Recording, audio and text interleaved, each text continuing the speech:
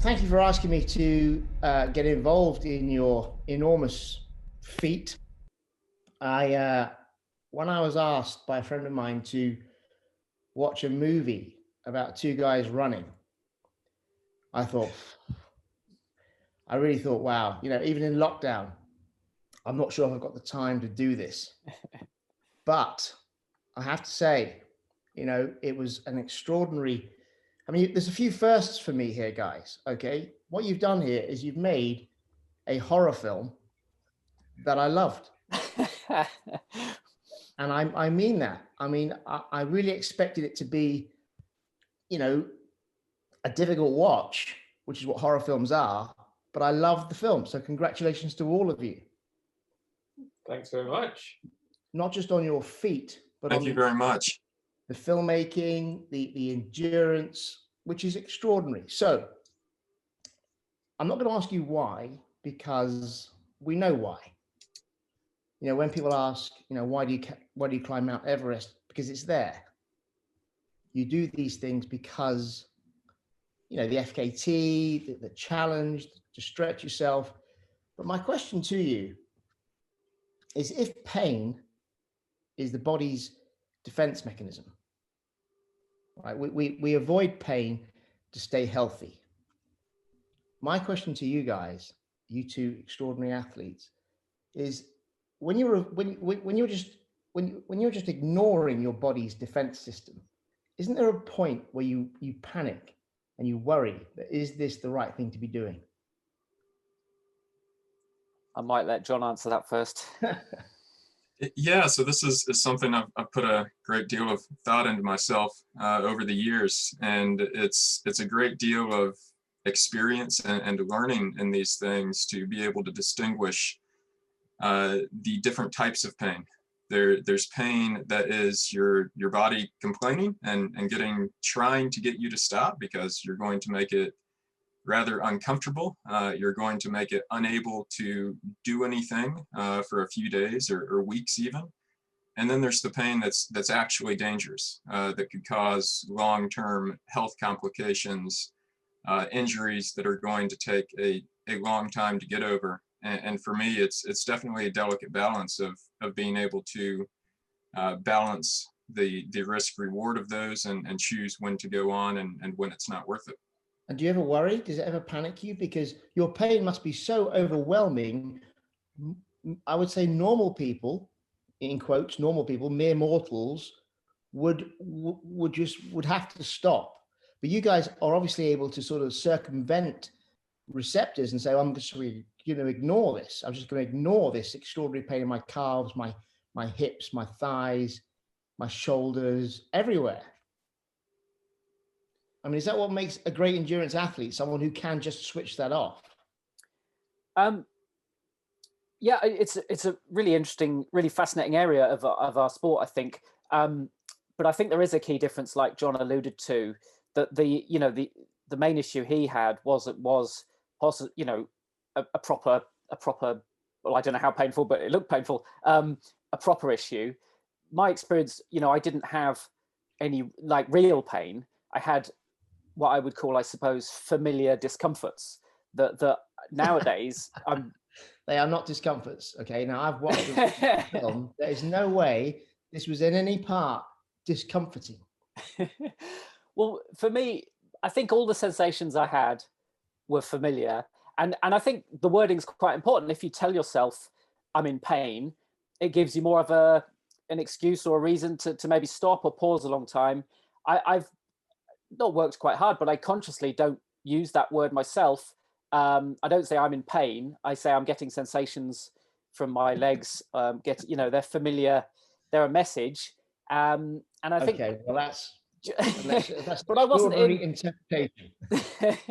But it's absolutely fascinating. I mean, the classic theory is the Professor Tim Noakes, his idea about the central governor and the idea that there's part of our mind trying to tell us to stop in case there's a saber-toothed tiger around the corner, and we need to preserve part of ourselves for that in case in a minute we have to really do something that's a sort of flight or fight scenario. Yeah. Whereas our lives now are so, largely in Western society, for most of us, thankfully, a lot safer, more predictable, and we don't really have to sort of save those.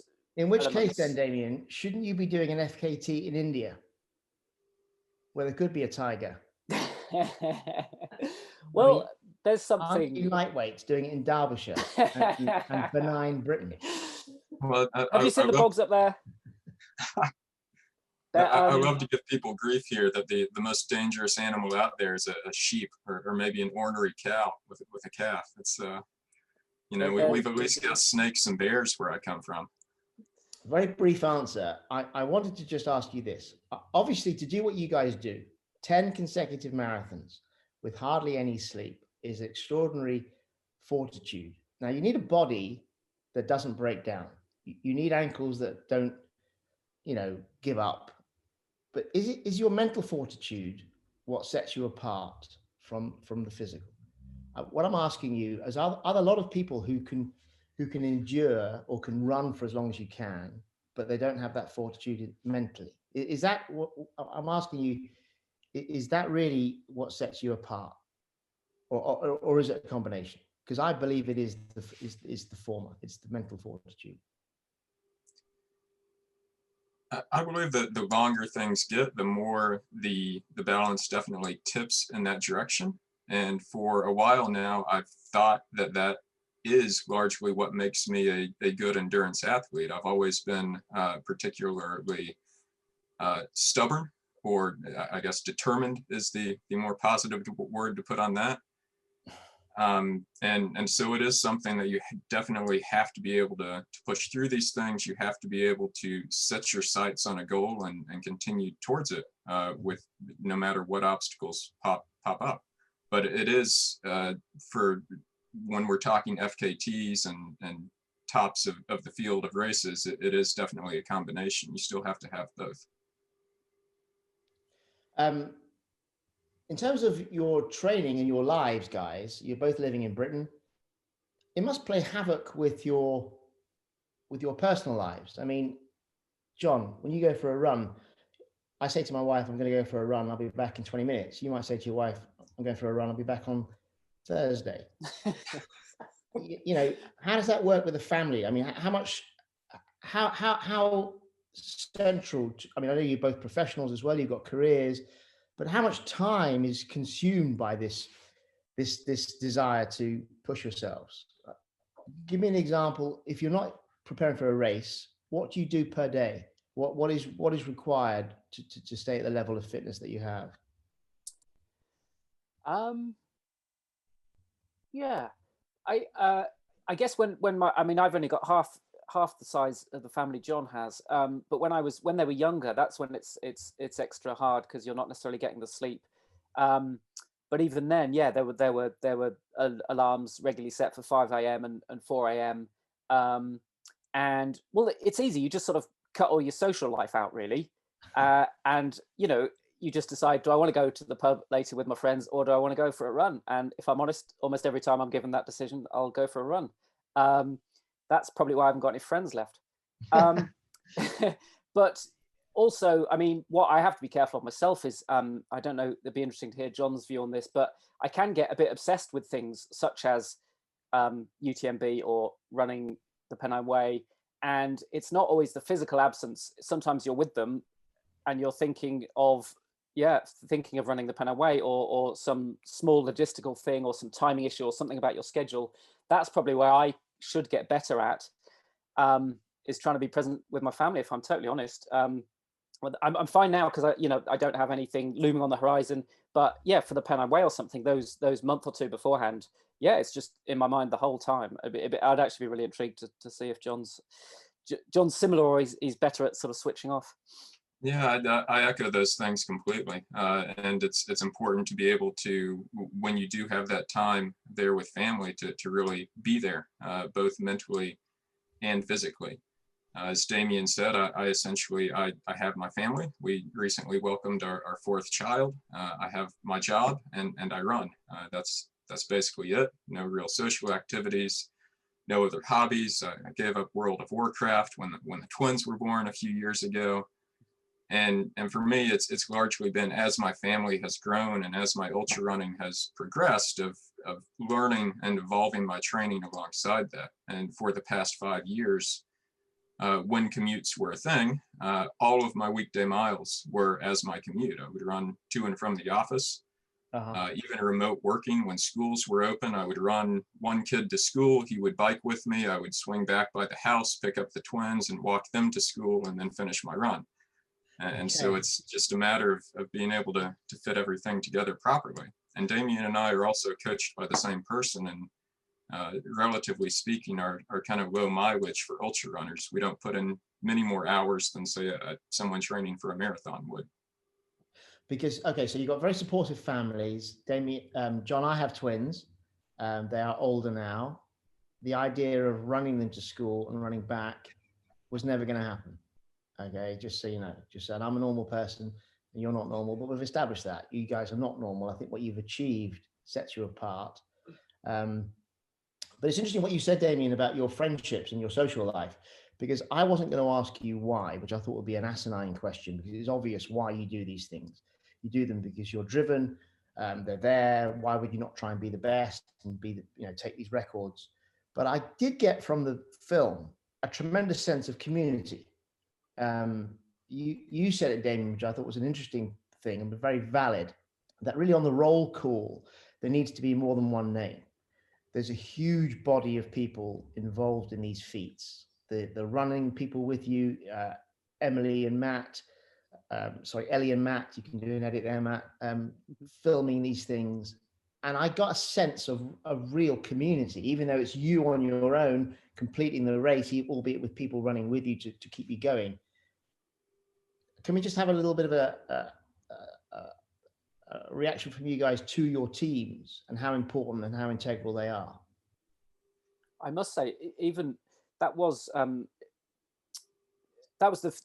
first time I'd really done a run like that, where a proper sort of support runners all the way. But last year was sort of unique in so many ways, and it felt even more special, I think, because most of us hadn't been to some of the races that we might have normally done, and those are big social occasions. Like, people I meet at races, that's me socializing, that's me, they're my friends, whether they realize it or not. And so I realized I don't think I missed racing last year because I had that big social. I had some of the same feelings from this FKT, but actually better ones, I think, than I would normally get from a race. But then also a huge social element around it. And just want to pay tribute to everyone who helped and everyone who helps with these sorts of things. Normally, it's absolutely phenomenal that people will give up their time and meet you at like 3 a.m. in in the rainy middle of nowhere with a barrel of custard for you. It's just phenomenal. But it's even more interesting hearing it from John, who's kind of from another country in a way, where they have a wonderful scene as well, but is presumably slightly different. Because without detracting from what you've done, John, it felt to me that you were carried by the will and the efforts of your team. It felt there was so much pastoral care. There was so much care for you, whether you slept. Obviously, you weren't well during your feat. I was very taken by the support that you had, the almost love I felt. Yeah, absolutely, and that's been something that I've really been overwhelmed since coming here with the amount of support, almost to the point of being embarrassed of it, of how much people are willing to give up their own time and come support and be a part of these things. And I really view these as more of community achievements at this point, because I absolutely could not have run that anywhere close to the time I did without that support, without the physical support and the mental support. I between the Pennine Way and another challenge I did shortly after this past summer, afterwards I was putting a list of people I needed to send a little token of appreciation to, and there were over 80 people on that list between those two challenges. That doesn't surprise me at all. And so so when you say, Dave, you joke that you had no friends. I think you've got lots of friends. You've got lots of admirers, certainly. And just on the support, if I could bring Matt in and Ellie, great work, guys. I think your film is absolutely compelling. I thoroughly enjoyed it. I would commend anyone to watch it. must be very difficult for you as filmmakers. You must have been completely committed. You can't clock in. You've got to be there the whole time, right? Yeah, I think the difficulty is, especially with the longer sort of projects like this, where they're running for sort of 60+ hours, it's difficult to be awake for that long and be productive at your job. So you've got to sleep at some point for some period of time. So we had a strategy. Yeah, we had another camera up with us, Steve Ashworth, and we worked in a kind of tag team, leapfrogging each other, so that on the whole there was always a camera either with one of the runners, with a support team, or at least nearby. And then we tried to get kind of probably about 4 hours of sleep each day, but you'd grab them when you grab Sure. the minutes and maybe a half hour. And to clarify, you weren't running, were you?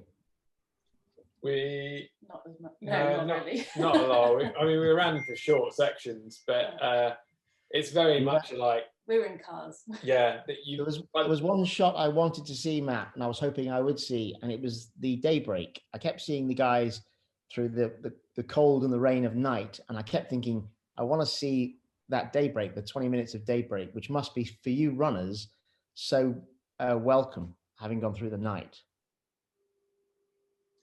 Yeah, it's difficult trying to catch moments around the runners a lot of the time, because they were moving, particularly on this, they're moving so fast. So the dawn came or one of the dawns came for John as he was coming over Penny Ghent, but the road round is quite a long little drive round, and he'll run down to the next part before we've even got there in the car. Of course. No, okay, that's a perfectly valid explanation. But congratulations. I thought it was a great film. I really did. Now, I wanted to also make mention of one person, because there are two stars of the film, two very obvious stars, but there's also, I think, a third star, and that is Mr. Hartley, who is, as I've got his name, Mike Hartley. Yeah. I have to say, I found him completely captivating. I think there's an eccentricity to what you guys do, because we all watch the Olympics and it's very confined races, 10,000 meters up to the marathon, the sprints, of course. And then you get someone like Mike Hartley, who's a granite Englishman. He did it in a shirt. He didn't even do it in a vest. I was beholden to his life and story. And I thought he was so magnanimous and so delighted for his record to finally go. So would you like to just say a little few words about Mr. Hartley? Who's first? Well, Matt and Ellie probably know him better than me and John. You've met him a few times? Yeah, he's such a lovely, humble gentleman. A real pleasure to speak. What struck me about him is when you were interviewing him, Matt, it was, I don't know where he was, somewhere in Britain, back garden, and he was in a shirt sleeve, he was in a t-shirt, and I was probably thinking it's probably quite a cold day. If I was where he is now, I would probably be in a jumper and a cagoule. And this is a granite bloke, just a hard man, a tough man. We talked about avoiding pain, ignoring pain. He just struck me as a sort of chap who is so unlike me, who likes my comforts, like my slippers, I like my velour. And I was so taken by his attitude and what he'd achieved and how happy he was for it to be passed on, the mantle to be passed on. So I thought he was a smashing chap. I really did. Yeah, he's really humble, down to earth, very thoughtful, but also has there's a level of clarity to his approach, I think, to like things like this, which is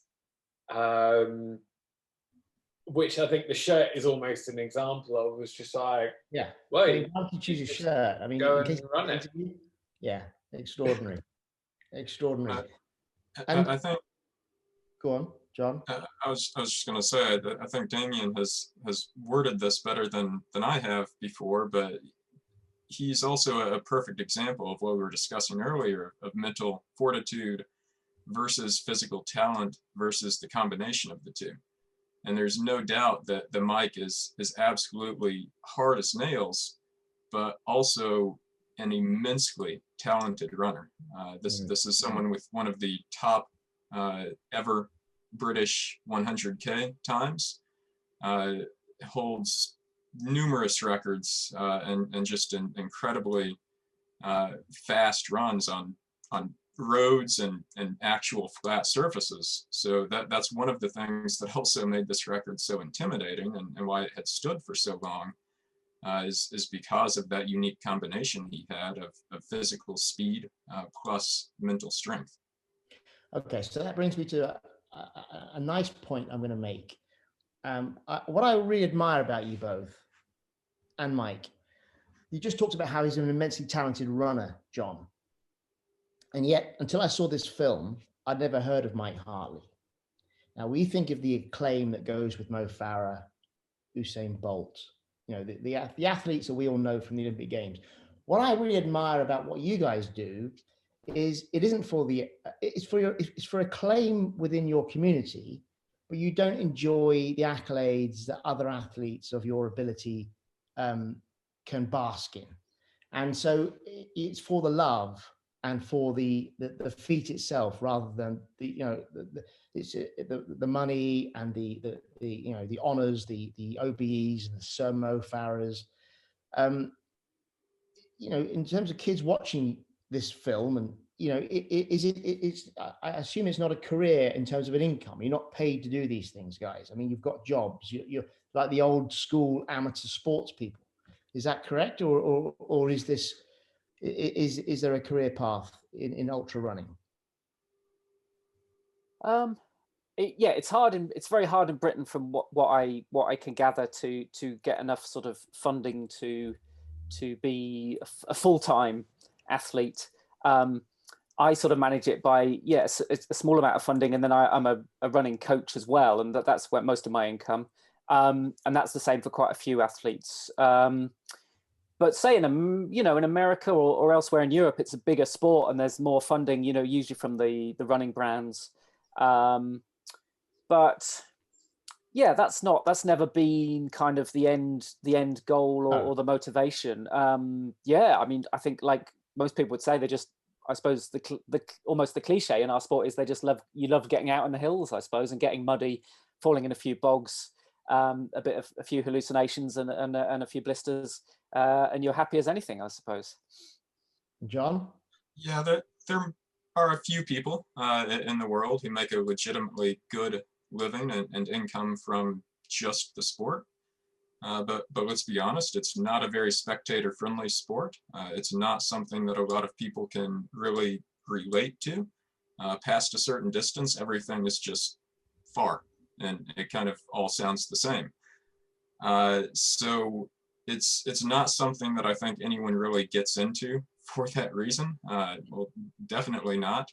When I first kind of, I guess, became notable in the community was for doing a race near where I grew up that was quite low key until some other troublesome filmmakers came out and made a documentary of it, and then it gained huge popularity around the same time that I finished, and all of a sudden people in this niche within a niche knew who I was. So I've taken that and tried to use it for the best I can, but at the same time continuing my normal career. And one thing that I guess I could say maybe does benefit me is, as far as income goes, is the lessons that I've learned in the sport and the ways that I've grown. Those have applied to my regular career, to my family life. They've allowed me to do much greater things in those areas. Well, look, it's incredibly commendable that, it isn't just the money, Damian, that you're pursuing. It is the love of what you're trying to do, and, these extraordinary, targets you set yourselves. But I suppose in your game, in your endurance sport, there is always more challenges, right? I mean, it just continually moves. The goalposts are continually moving. I mean, the Pennine Way is one thing. It's a certain distance. I mean, you could do the Pennine Way in flip-flops, say. You could do it in, make it even more difficult, make it even more challenging. You're going to get to a point where Mike had to reckon with, which is the time you give up. And the challenges are too far and too great. Is that going to be a mental thing or a physical thing, do you think? Do you think those decisions, when you get to that point? When will the challenges be complete for you guys? Ooh. Maybe never. Don't know. Yeah, I mean, there are just so many challenges out there. I mean, for me, if I'm honest, I'm 45. I'm gonna, at some point in the next few years, my absolute sort of peak of my ability to do the more competitive ones of these will start to wane. So, so I probably will start to look at slightly different challenges. But yeah, there's just so much. And what's wonderful about the sport is if there's, I don't know, if some of the established records or challenges don't appeal to you for whatever reason, you can just go and sort of create your own thing. I mean, just a good example of that is, sometime soon there's going to be an England coast path all the way around, and so obviously no one's ever run that. I'm not planning to in the next few years, but I'm speaking to people who are. All these exciting, even just in our country, there are all these exciting things. So it's endless. It's endless. It is endless. Possibilities are endless. It's wonderful. And John, do you see yourself continuing? I mean, how old are you now, John? I'm 36. You're 36. So you got 10 years on our friend Damian. And do you see yourself going into your 50s and 60s, or will there become a time when you think, actually, physically, mentally, I'm done now, challenged out? I think I'll continue pursuing these types of challenges. For one thing, it's something I truly enjoy. I love getting out there in the mountains and disconnecting and pushing myself.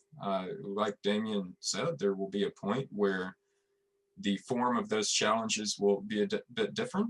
They will be very much personal, probably not as extreme. And really to that end, I think I'm likely at the point of diminishing returns already in that, in terms of how far and how long I push things. You mentioned earlier the things we sacrifice as far as time and other things we're able to do. And at some point, those sacrifices begin to outweigh the benefits that we get from doing these things. And I think that with what I'm doing, I'm kind of right at that tipping point at the moment. So I might continue with that, but as Damian said, I likely won't be running around the entire island of, well, does it go around Scotland and Wales too? Oh my God. You couldn't do that. No, it doesn't. It doesn't at the moment, but I imagine at some point either someone will come up with their own route around the Scottish coast, or maybe it will get expanded. Yeah, no, that's the point, Damian. To circumnavigate England is extraordinary, but then of course once that's done, you'll then look to do Wales, and it'll just continue forever and ever, which is remarkable. And in terms of your children, would you encourage your children to follow your paths, guys? That's a sort of acid question, because you'll know what's involved and how much sacrifice is required. Yeah, to me, this kind of sport, and sport always seems like the wrong word, because it's a lot more than a sport to me, but is a combination of simply being outdoors and then of doing something athletic. And because before this, I used to play football and sort of go hiking, and I saw them as totally different things. But what's great about this sport, to me, it's almost the combination of the two in a way. I suppose there's no real ball involved and no diving, hopefully. But I think getting outdoors is regularly yeah. I mean, I'm gonna, in fact, after this call, homeschooling, I'm the kind of PE/outdoors teacher, so I'm going to be dragging them up and down some muddy small local hills in a minute. I mean, can I ask you, are your children happy? Do your children like you? Do they like you? If I'm honest, not really. No. Afterwards, they're happier. I'm homeschooling one child at the moment. 3 of my other boys have left, and Patrick's at home with me. And I said to Patrick yesterday, "Would you like to go for a run with Dad?" He looked at me with complete disdain, and it wouldn't have been anything. It would have been anything like the the runs that you guys do. I just thought a little bit of connection with my son might be useful, you know, in this lockdown period. John, your children are probably younger than Damien's, I imagine. I know you've just welcomed your last in. How old are your twins now? They're 4. So I have a 6-year-old, the 4-year-old twins, and then a newborn. Oh my God. So I've been where you are. I've got 4, pretty much similar ages. Obviously they're older now. And how do you combine a business and the fatherhood and the marriage, your mad running I'm even more in awe of your insanity, John, because I'm afraid that's what it is. But I'm rooting for you both. Although, John, I will say I watched this film Totally FKT, and I've had mouth ulcers, John, and they haven't stopped me doing things. So your ulcer was a little bit overplayed, I felt. But that's just my opinion. But look, I'm a tougher chap than you. People often say to me, I wouldn't want to do what you do for a living, going on stage for an hour with a microphone and 1,000 people. But I would absolutely not want to do what you guys do. But that doesn't mean I don't admire what you do, and I respect and appreciate what you do. As I say, I watched the film. I think you're as good a gurner as me and John, because I saw the film as a bit of a gurning competition. Do you think you'd be up there with us? Do you think you could give us a run for our money? Damian, no one watching the film would have any issues with your gurning, because I felt your pain, and that's why I wanted to open the little chat today with that question, because I avoid pain, and I think most people do, and that's why we admire people who can just forego or just totally ignore it. I think that's remarkable, as well as what you're doing in terms of running. So I live in West London. I live very near Richmond Park, which is a big running mecca, as you probably know. It's the lungs of London. You've got my details. If any of you are ever anywhere near where I am, then please do not phone me. I don't ever want to go running with either of you. I really don't. So without being saccharine, I thoroughly enjoyed the film. I loved watching you do this, knowing that I would never have to do it myself. Congratulations to all of you, and whatever you guys do going forward, stay healthy, keep your cartilages preserved, because you can't replace that. And I am in awe of all of what you've achieved. So thank you very much indeed for your time, boys. Good luck. And I hope the film's a big success. It deserves to be. Thank you. Thank you very much. Enjoyed the chat.